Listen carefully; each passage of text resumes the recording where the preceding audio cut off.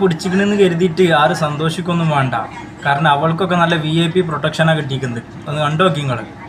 ആദ്യം കൊണ്ടായത് നല്ല അടിപൊളിയായിട്ടുള്ള കാറിലെല്ലാം മുഖവും കാര്യങ്ങളൊക്കെ മറിച്ചിട്ട് റീലിൽ ഇതിൽ മറ്റുള്ളതിൽ മുണ്ട് വരെ അയച്ചു മാറ്റുന്നവൾക്ക് എന്തിനാണ്? ഇവളാണ് കുറ്റക്കാരി എന്നുള്ളത് കേരളം മൊത്തം, കേരളത്തിന് പുറത്തുള്ള തമിഴ്നാട്ടിൽ വരെ വീഡിയോസ് ചെയ്തിരിക്കണം.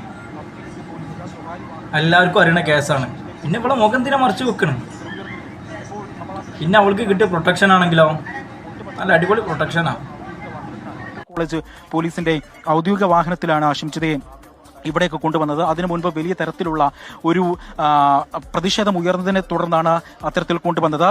പോലീസ് പറയുന്ന പ്രധാനപ്പെട്ട ഒരു കാരണം, ഇത് വലിയ തരത്തിൽ സാമൂഹ്യ മാധ്യമങ്ങളിലടക്കം വലിയ തരത്തിൽ വിമർശനങ്ങൾക്കും ചർച്ചകൾക്കും നിലനിന്നിരുന്നൊരു കേസാണ്. അതുകൊണ്ട് തന്നെ പ്രതിയുടെ സ്വകാര്യത മാനിച്ചുകൊണ്ട് പ്രതിയുടെ ജീവൻ സംരക്ഷണം നൽകുക എന്നുള്ള ഉദ്ദേശശുദ്ധിയോടുകൂടി മാത്രമാണ് ഇത്തരത്തിൽ പോലീസിന്റെ ഭാഗത്തു നിന്നും ഒരു നടപടി ഉണ്ടായത്. അതുകൊണ്ടാണ് സ്വകാര്യ വാഹനത്തിൽ, അതായത് പോലീസ് ഉദ്യോഗസ്ഥന്റെ തന്നെ വാഹനമായിരുന്നു, ആ വാഹനത്തിൽ